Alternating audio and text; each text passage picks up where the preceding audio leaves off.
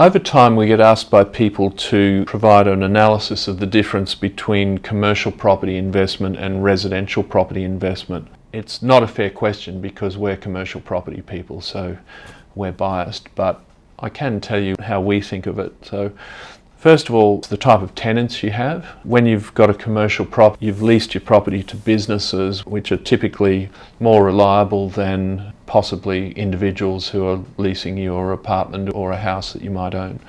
So businesses recognise that they have to keep the rent paid to stay in their premises, so it's one of the first things they'll typically pay during the process. The other thing that you get with commercial is significantly longer lease terms. A lot of residential leases are between 6-12 months, sometimes 2 years, but not very often.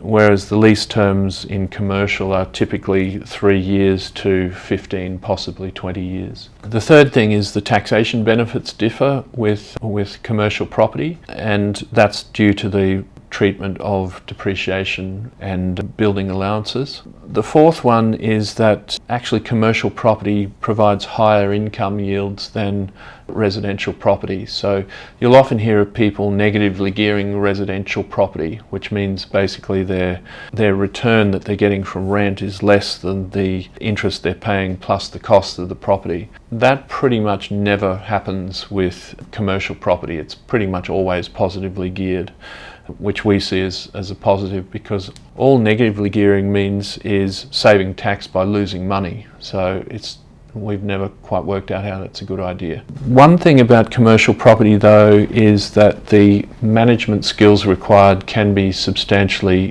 higher than in the residential space. There's so many things to do with the management of a commercial property that's probably one thing you should always check is your management. It's kind of like something that nobody ever really asks, but it's one of those crucial things.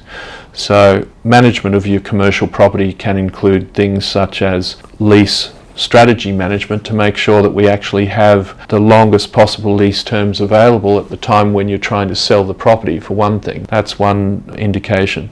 The second thing is to make sure that the property is in its best possible state to attract tenants, but also to attract their clients, so that you're giving the tenants the best possible opportunity to make money to pay you rent. So those downstream impacts are also really important. And we take that into account with everything that we do in property management, and so should everyone else.